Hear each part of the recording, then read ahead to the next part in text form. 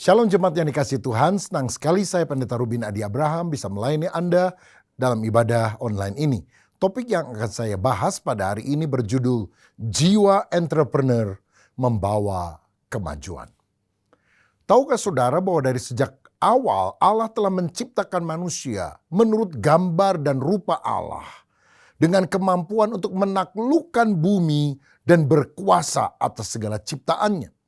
Dalam Kejadian 1 ayat 28 dikatakan Allah memberkati mereka, lalu Allah berfirman kepada mereka, beranak cuculah dan bertambah banyak, penuhilah bumi dan taklukkanlah itu. Berkuasalah atas ikan-ikan di laut dan burung-burung di udara dan atas segala binatang yang merayap di bumi. Jadi Tuhan menciptakan kita untuk menaklukkan, berkuasa atas bumi ini. Kita tidak boleh mengeksploitasi alam ciptaan Allah, tapi kita harus mengeksplorasi alam dan mengembangkannya menjadi sebuah tempat yang lebih indah untuk kita diami. Dalam Kejadian 2 ayat yang ke-15 firman Tuhan berkata, Tuhan Allah mengambil manusia itu dan menempatkannya dalam Taman Eden untuk mengusahakan dan memelihara taman itu. Jadi Tuhan menempatkan manusia di sebuah taman yang indah dan memberikan kepadanya kemampuan, kreativitas, inovasi untuk memelihara taman itu dan mengusahakannya menjadi lebih baik lagi. Nah, saudara-saudara, dalam kehidupan ini untuk kita bisa berhasil dalam bidang apapun, kita perlu mengembangkan jiwa entrepreneur atau dalam bahasa Indonesia jiwa wirausaha. Ini akan membuat kita tidak hanya santai-santai menikmati apa yang ada. Ya lumayanlah, begini juga sudah cukup. Tapi kita akan berusaha terus untuk mengembangkan apa yang Tuhan telah percayakan pada masa kini menjadi sesuatu yang lebih besar, berdampak, berharga di waktu-waktu yang akan datang. Jadi apa yang kita pegang itu kita harus kelola, kembangkan dan menjadikan lebih baik, lebih maju. Nah, secara umum seorang entrepreneur atau wirausaha berarti seseorang yang berusaha menggunakan sumber daya, baik itu pikirannya, keahliannya, uang atau materi yang dia miliki, juga waktu yang ada untuk menghasilkan suatu produk atau suatu layanan yang berdaya jual, sehingga bisa mendapatkan keuntungan dari hasil penjualan produk atau layanan itu. Nah, saudara sekalian, menurut seorang penulis yang bernama Lupioadi, wirausaha atau entrepreneur adalah seorang yang punya kemampuan dalam mewujudkan kreativitas dan inovasi yang digunakan untuk meningkatkan kesejahteraan diri dan kesejahteraan masyarakat di lingkungan sekitarnya. Nah, kata wirausaha atau entrepreneurship seringkali dikaitkan dengan para pelaku bisnis, sehingga akhirnya menjadi kata yang rasanya eksklusif bagi kalangan dunia usaha saja. Kata wirausaha bahkan sering disamakan dengan kata wira swasta. Padahal ada perbedaan besar antara wirausaha dan wira swasta. Saya jelaskan secara ringkas. Wira swasta adalah seseorang yang melakukan pekerjaan dengan mandiri serta tidak ditentukan oleh atasan. Dia kerja sendiri. Biasanya seorang wira swasta berfokus pada satu pekerjaan saja. Dan kalau dia punya pemikiran untuk mengembangkan usaha itu, cenderung pemikirannya lebih tradisional dan punya target jangka pendek dan biasanya merasa puas dengan apa yang sudah dikelolanya. Sebaliknya, seorang wirausaha atau entrepreneur bisa memiliki lingkup usaha yang cukup luas dan suka mencari peluang-peluang baru untuk terus berkembang. Dia memiliki perencanaan pengembangan jangka panjang dan selalu memperbarui pendekatan yang dia miliki dengan teknologi yang terupdate. Sehingga dia harus selalu mengupgrade diri dengan hal-hal yang baru, mengikuti zaman, Sehingga dia tidak ketinggalan zaman, tapi bisa menyesuaikan, beradaptasi dengan apa yang ada. Karena itulah yang bisa membuat seorang tetap maju dalam dunia yang penuh dengan perubahan ini. Nah, saudara, biasanya seorang wirausaha atau entrepreneur punya beberapa ciri. Misalnya, dia berani mengambil resiko, punya rasa percaya diri yang tinggi bahwa dia bisa berhasil, punya jiwa kepemimpinan, tapi juga mampu melakukan manajemen yang baik dari usaha yang dia kelola. Biasanya dia seorang pemikir yang inovatif dan kreatif, punya pemikiran out of the box, nggak biasanya. Ya, selalu ada cara-cara baru yang unik. Dan seorang wirausaha biasanya berorientasi pada tugas dan hasil. Ada target-target yang dia tetapkan, dia kejar. Dia juga seorang problem solver. Kalau dia lihat ada masalah, kekurang teraturan, ada hal yang kurang baik menurut pandangannya, dia akan berikan solusi-solusi supaya masalah itu bisa dipecahkan. Dan dia senang untuk bisa memecahkan masalah tersebut. Sehingga seorang wirausaha biasanya tidak menghindari tantangan, tapi dia maju bergerak ketika ada tantangan. Menurut Steinhoff and Burgess, ciri orang yang berjiwa entrepreneur atau wirausaha adalah: pertama, dia memiliki visi dan tujuan usaha yang jelas. Ada visi ke depan. Kedua, dia bersedia menanggung resiko. Baik resiko waktu, resiko uang, dan yang lain. Jadi kalau dia sudah punya tujuan, gagasan, visi, dia akan rela berkorban untuk mewujudkan visi tersebut. Yang ketiga, dia memiliki perencanaan yang matang dan mampu mengorganisasikannya. Jadi dia punya planning dan juga bisa mengorganize orang-orang dan sumber daya yang lain untuk dalam perencanaan yang sistematis itu bersama-sama mencapai tujuan yang telah dia tetapkan. Yang keempat, dia biasanya seorang yang sanggup bekerja keras sesuai dengan tingkat kepentingannya. Kalau dia rasa ini visi yang harus dia tempuh, dia akan kerja keras, semangat untuk mencapainya. Yang kelima, dia juga adalah orang yang mampu mengembangkan hubungan dengan pihak yang lain. Karena tidak mungkin kita berhasil sendirian. Kita perlu memperluas relasi-relasi kita dengan orang yang lain. Dan yang keenam, dia bertanggung jawab terhadap keberhasilan atau kegagalan yang mungkin dia alami. Sebab seorang wirausaha adalah seorang yang berani mengambil resiko. Kalau saudara hatinya kecil, takut melangkah, wah susah. Yang diraih juga kecil. Tapi seorang risk taker, seorang yang berani mengambil resiko, mungkin dia gagal, tetapi kalau dia sudah pikirkan dengan matang, apalagi di dalam iman berdoa kepada Tuhan, yakin ini kehendak Tuhan, keberhasilan itu adalah hal yang sangat besar kemungkinannya terjadi. Nah, saya mau tandaskan bahwa sebetulnya jiwa entrepreneur atau wirausaha juga dapat diterapkan kepada para pemimpin rohani atau pelayan Tuhan. Jadi ini bukan hanya terikat sesuatu yang sifatnya bisnis belaka. Karena orang yang berjiwa entrepreneur atau wirausaha itu adalah orang yang mengorganisasikan orang-orang lain untuk kegiatan yang bersifat produktif. Ada kemajuan. Dalam refleksi teologis Kristen, entrepreneur Kristen adalah seorang yang memiliki kreativitas dan inovasi untuk melayani sesama dalam mengatasi masalah yang mereka hadapi dengan motivasi kasih dan sesuai dengan prinsip-prinsip Alkitab.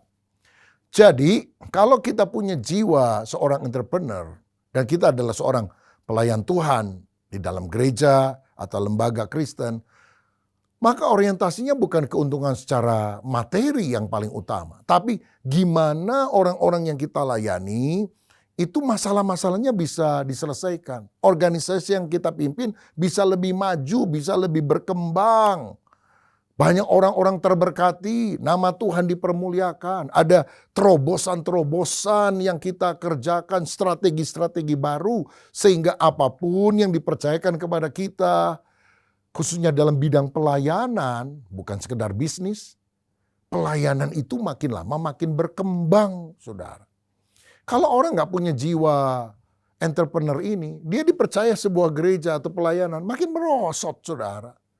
Tapi kalau orang itu punya jiwa besar, punya daya juang tinggi, kreativitas, inovatif, walaupun dia dipercayakan pelayanan yang kecil, hanya dalam waktu beberapa tahun itu akan mengalami pertumbuhan yang luar biasa. Dan motivasinya adalah karena mengasihi Kristus dan jiwa-jiwa. Prinsip-prinsip Alkitab, kebenaran, kejujuran, ketulusan, kerja keras, excellency, semua dilakukan bukan untuk memandang manusia, tetapi karena ingin memuliakan Kristus. Itu ada dalam dirinya. Saya ambil contoh Alkitab supaya lebih jelas.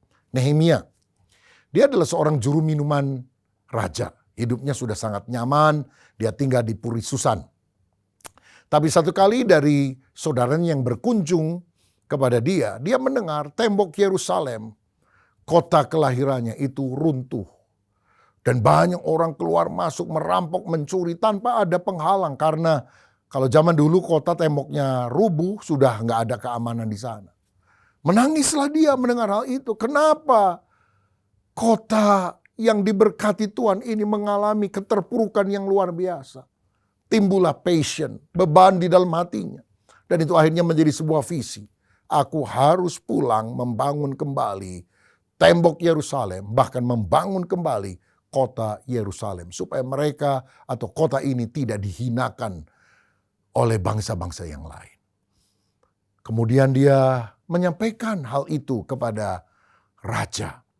Dalam Nehemia 2 ayat yang kelima dikatakan, kemudian jawabku kepada raja, jika raja menganggap baik dan berkenan kepada hambamu ini, utuslah aku ke Yehuda, ke kota pekuburan nenek moyangku, supaya aku membangunnya kembali. Berarti dia punya visi. Visi yang bagus untuk bisa memajukan, membangun, mendapatkan hasil yang lebih baik. Bahkan kemudian Nehemia bersedia mengambil resiko. Apa resikonya? Dia bersedia meninggalkan tempat dan pekerjaannya yang nyaman. Dia rela berkorban waktu, tenaga, biaya. Bahkan dia harus menghadapi banyak musuh-musuh yang berusaha mengambil nyawanya. Tapi dia rela berkorban karena visi besar itu. Lagi pula Nehemia adalah orang yang punya perencanaan yang matang. Dia kemudian mengajak dan memotivasi orang-orang di Yerusalem untuk ikut ambil bagian di dalam pembangunan ini. Karena dalam Nehemia 2 ayat 18 dikatakan, ketika ku beritahukan kepada mereka betapa murahnya tangan Allahku yang melindungi aku dan juga apa yang dikatakan raja kepadaku, berkatalah mereka, kami siap untuk membangun. Dan dengan sekuat tenaga mereka mulai melakukan pekerjaan yang baik itu. Saudara, Nehemia bekerja sama dengan pihak yang lain, yaitu orang-orang yang dijumpai di Yerusalem. Aku aja jauh-jauh rela meninggalkan kondisiku yang nyaman untuk membangun kota ini. Masa kamu tidak termotivasi? Masa kamu tidak tergerak? Dan apa yang disampaikan menginspirasi orang banyak. Dan mereka bilang, oke, kami tangkap visi kamu ini menjadi visi bersama. Mari kita membangun kota Yerusalem ini. Dia kemudian membuat strategi dalam perencanaan atau planning tersebut supaya berhasil, tidak langsung bertindak gegabah, tapi dia mempertimbangkan segala perkara. Karena dalam Nehemia 2 ayat 13b dikatakan, aku menyelidiki dengan seksama tembok-tembok Yerusalem yang telah terbongkar dan pintu-pintu gerbangnya yang habis dimakan api. Nehemia juga mau bekerja keras, berjuang menghadapi tantangan dalam pembangunan. Karena ada musuh seperti Sanballat, Tobia, orang-orang asing yang berusaha meruntuhkan lagi tembok yang sedang dibangun ini. Makanya dalam Nehemia 4 ayat 18 dikatakan, setiap orang yang membangun bekerja dengan berikatkan pedang pada pinggangnya. Dan di sampingku berdiri peniup sangkakala. Jadi waktu mereka kerja ada orang berusaha merobohkan kembali, maka mereka bawa senjata supaya orang gak berani mendekat, saudara. Yaitu si perusuh tadi. Dan ada orang yang meniup nafiri. Jadi kalau itu kan temboknya luas. Kalau ada satu bagian, hanya beberapa orang bekerja lalu diserbu oleh orang banyak. Dia tiup nafiri. Tut! Semua orang lain harus lari mendekati dan membela orang ini. Sehingga perusuh pengacau itu pergi semuanya. Oh, ini usaha yang sangat luar biasa. Akhirnya apa? Usahanya berhasil. Tembok itu menurut Nehemia 6 ayat 15 terbangun dalam waktu 52 hari. Cepat sekali, luar biasa. Sampai bisa terbangun, ditutup pintunya, aman dari serbuan musuh. Dan baru kemudian kota itu sedikit demi sedikit dibangun menjadi lebih indah. Saudara, sebetulnya Nehemia bisa bersantai. Ya, aku sudah enak-enak, dia menerima apa adanya karena dia sudah di status quo, comfort zone. Tapi dia tidak mau seperti itu. Dia bertindak untuk perbaikan sesuai dengan visinya. Inilah yang saya maksudkan dengan punya jiwa entrepreneur yang mau berkembang terus untuk hasil yang lebih baik. Saya sekarang ambil sebuah studi kasus ya. Dari lembaga yang Tuhan percayakan saya sekarang menjadi ketua umumnya. Sinode Gereja Bethel Indonesia. Sinode GBI lahir tanggal 6 Oktober 1970 di Wisma Oikumene Dewan Gereja Indonesia di kota Sukabumi. Dimulai oleh 129 hamba Tuhan, tapi kini telah berkembang di Indonesia dan di 27 negara di dunia dengan hampir ada 7.000 gereja lokal, hampir 20.000 pejabat GBI, pendeta Pratama, pendeta Madya, pendeta dengan lebih dari 3 juta anggota jemaatnya di Indonesia dan di berbagai negara. Pertumbuhan GBI yang pesat ini terjadi karena karya Roh Kudus, bukan kemampuan diri tentunya. Seperti halnya gereja mula-mula juga berdiri karena karya Roh Kudus. Roh Kuduslah yang melahirkan gereja pada hari Pentakosta sehingga bertumbuh menjadi 3.000 jiwa, 5.000 jiwa, dan seterusnya. Roh Kuduslah yang memimpin gereja dalam menjalankan misinya sehingga bisa berkembang dari Yerusalem, Yudea, Samaria sampai ke ujung bumi. Roh Kudus itulah yang memberikan kuasa dan karunia-karunia roh dalam pelayanan yang ada. Karunia roh dan tanda ajaib yang dialami oleh jemaat mula-mula seperti berbahasa roh, menyembuhkan orang sakit, mengusir setan juga diterima dalam pelayanan GBI. Secara organisasi, salah satu kunci kemajuan dari GBI adalah penerapan pola otonom atau desentralisasi untuk gereja lokal. Ini berarti gembala jemaat adalah pemimpin tertinggi di gereja lokal tersebut dan bisa mengembangkan gereja sesuai dengan arahan Roh Kudus. Model kepemimpinan gereja seperti ini, otonomi, membuat GBI berkembang pesat. Apalagi Pendeta H.L. Senduk yang adalah founder daripada Gereja Bethel Indonesia mentargetkan berdirinya 10.000 GBI yang ada di mana-mana. Pola otonom mengizinkan gereja lokal melakukan manajemen pelayanannya masing-masing. Namun tidak menyimpang dari pengakuan iman, pengajaran dasar, dan juga tata gereja GBI. Nah, ini bisa memunculkan para pemimpin rohani yang punya jiwa entrepreneurship yang mau mengembangkan gereja lokalnya tanpa batas. Kunci yang lain bagi pertumbuhan gereja GBI secara organisasi adalah GBI mengizinkan bukan hanya lulusan sekolah teologi, tapi juga para usahawan dan kaum profesional untuk dapat melayani bahkan menjadi gembala jemaat. Jadi sementara melayani, mereka dilengkapi dengan pembinaan dan pelatihan teologi dan pelayanan pengembalaan, dan ini menyebabkan mereka lebih paham ketika menyampaikan firman, mengajar orang lain. Dan ini menyebabkan terobosan yang signifikan bagi kemajuan GBI karena banyaknya kaum awam yang mendapatkan kesempatan untuk melayani dan memimpin. Dampaknya adalah anggota jemaat GBI tidak hanya berasal dari kalangan menengah ke bawah, tapi juga berasal dari kalangan menengah ke atas.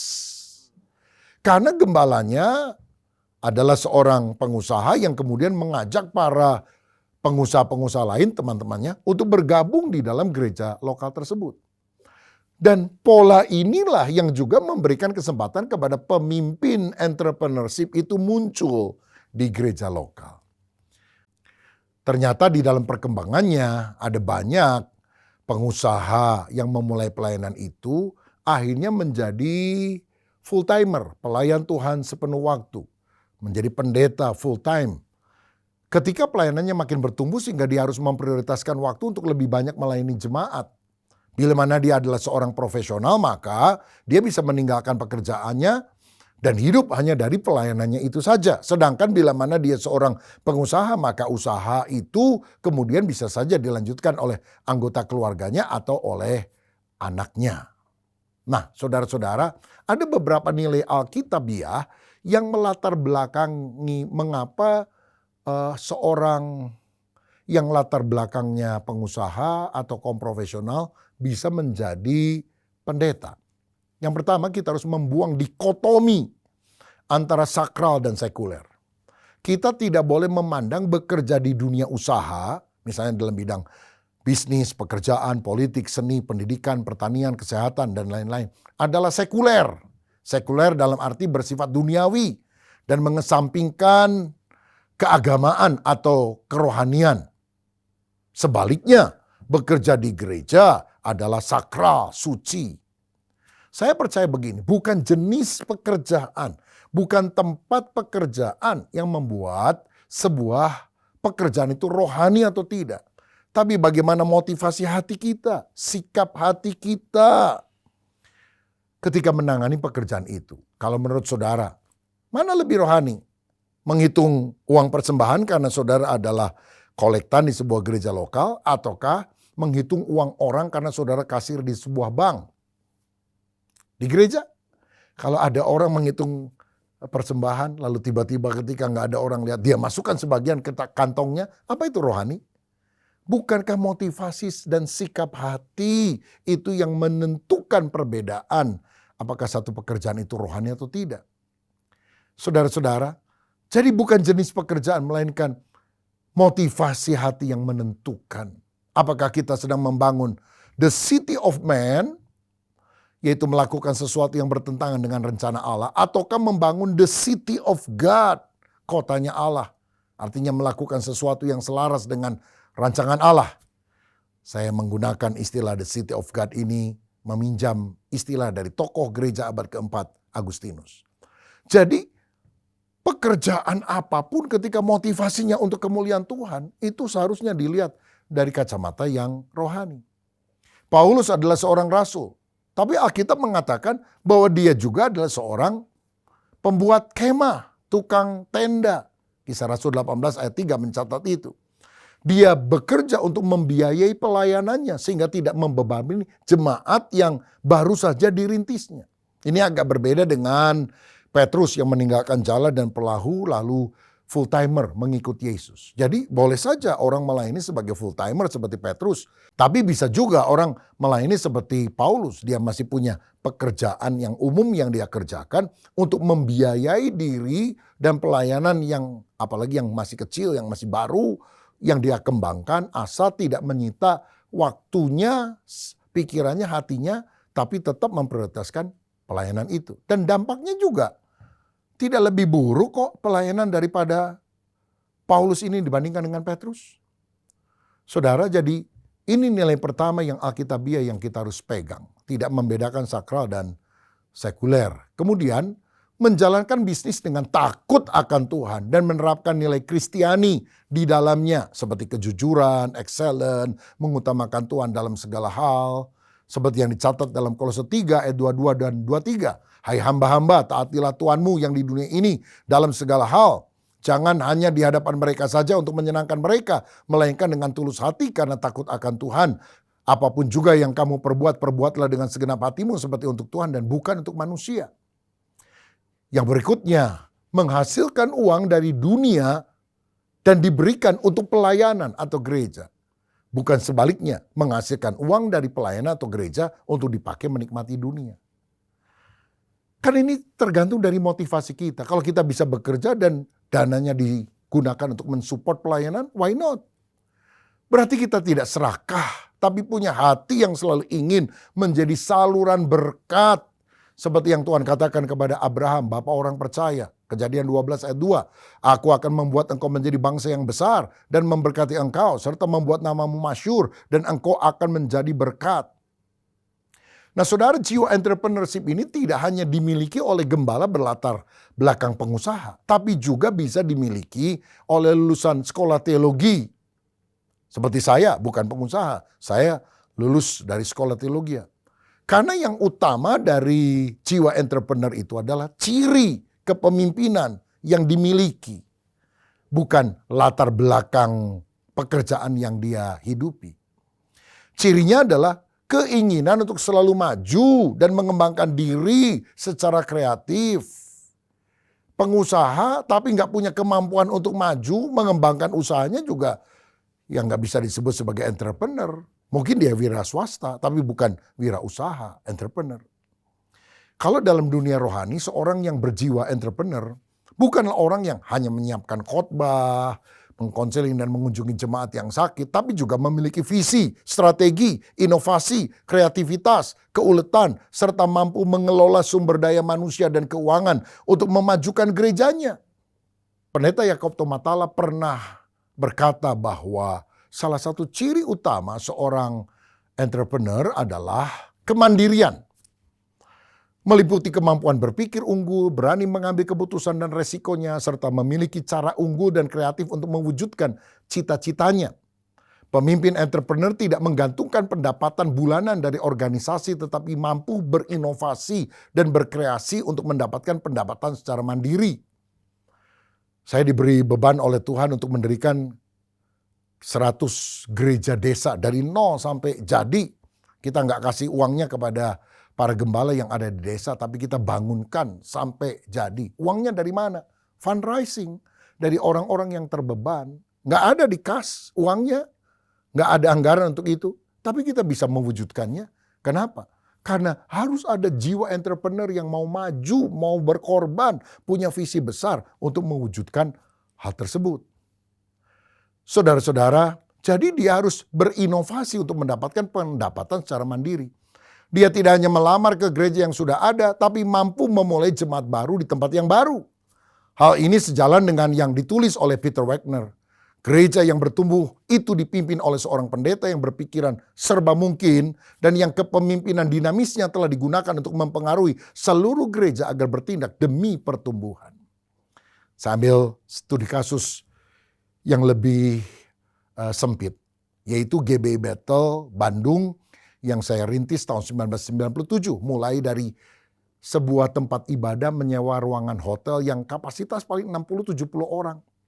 Gak punya alat musik, gak punya sound system, sekretariat pun gak ada. Kita latihan di rumah anggota jemaat yang bersedia. Tapi oleh anugerah Tuhan, kini berkembang dengan gereja pusat di daerah Istana Mekarwangi, Bandung, dengan kapasitas kalau full 3.000 jemaat sekali ibadah. Dan kita mengadakan 5 kali ibadah pada hari Minggu. Selain itu ada 5 tempat ibadah lain yang merupakan satelit ibadah. Di samping itu juga ada layanan lain seperti Sekolah Tinggi Teologi Karisma yang mencetak para hamba-hamba Tuhan untuk melayani di seluruh Indonesia. Ada radio Karisma FM yang bisa didengar oleh para pendengarnya di seluruh kota Bandung. Ada program televisi yang saya layani, sosial media, termasuk YouTube Silver Play Button dari GBI Bethel yang memberkati banyak orang. Ada pendidikan umum seperti playgroup, TK dan selanjutnya. Ada sanggar musik di mana orang-orang bisa berlatih berbagai macam alat musik. Mereka harus bayar, mereka harus terdaftar, punya jadwal yang tetap, punya guru-guru. Ada klinik kesehatan yang kita bangun. Ada Arimathea Memorial Park, yaitu kuburan supaya semua jemaat yang meninggal bisa mendapatkan tanah dan layanan yang baik ketika mereka menjadi anggota daripada kelompok pemakaman ini. Juga ada kafe dan layanan lain. Gedung gereja yang kita bangun juga dibuat dengan apik sehingga mendapatkan rekor museum Rekor Indonesia, Muri sebagai gereja dengan tangga luar terbanyak di Indonesia. Ada 99 tangga dari bawah sampai atas, dan paling atas ada wedding chapel dari kaca diberi nama Ahava. Dalam bahasa Ibrani artinya love atau kasih. Tapi orang kalau mau masuk ke gereja bisa lewat tangga biasa, lewat eskalator atau elevator. Dan gedung ini pernah mendapatkan 2 award karena arsiteknya pernah menjadi the best interior designer dan juga wedding chapelnya menjadi the best public area yang ada.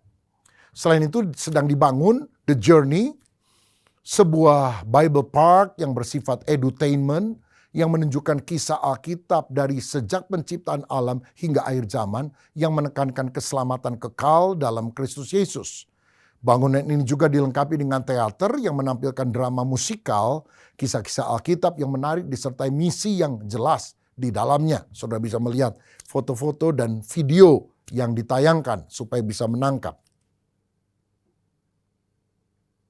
Nah, saudara sekalian, dengan demikian kalau kita memiliki jiwa entrepreneur, pelayanan yang kita pegang akan berkembang dengan bermacam-macam jenisnya. Tujuannya memuliakan Tuhan dan memberkati orang lebih banyak lagi. Roh Kudus yang bekerja secara dinamis sangat mempengaruhi pemimpin rohani yang terbuka terhadap karya Roh Kudus. Sehingga dia memiliki keberanian untuk bertindak melaksanakan kehendak Tuhan. Walaupun sumber daya yang dia miliki sangat terbatas. Untuk itu pemimpin rohani harus peka pada petunjuk firman dan Roh Kudus. Roh Kudus tidak hanya memberikan visi, tapi melengkapi juga dengan hikmat, wisdom. Sehingga pemimpin bisa mendapatkan strategi ilahi untuk mewujudkan visi itu. Mujizat dalam pelaksanaan tugas ilahi itu juga sering terjadi sebagai pertanda campur tangan Tuhan yang jelas dalam penuntasan misi tersebut. Juga dalam usaha pribadi anggota jemaat. Jika saudara memiliki visi ke depan, di dalam usaha pekerjaan umum yang saudara lakukan sebagai pengusaha, sebagai kaum profesional, ada sesuatu yang saudara kerjakan untuk kehidupan sehari-hari. Mintalah hikmat Tuhan dan punya keberanian melangkah maju. Pasti Tuhan buka jalan dan memberikan hal yang lebih baik dalam hidup saudara. Miliki jiwa besar, miliki jiwa entrepreneur. Karena dengan demikian kita akan maju terus bagi kemuliaan nama Tuhan dan jadi berkat bagi sesama. Saya berdoa supaya saudara, apapun profesimu, tidak harus hamba Tuhan, tidak harus pendeta, mungkin saudara pengusaha atau karyawan atau apapun, miliki jiwa entrepreneur, jiwa besar untuk memajukan usahamu untuk kemuliaan nama Tuhan. Siapa yang mau hatinya berkembang jadi besar, sehingga Tuhan percayakan perkara yang lebih besar. Taruh tanganmu di dada. Saya mau berdoa untuk Anda. Bapak, terima kasih.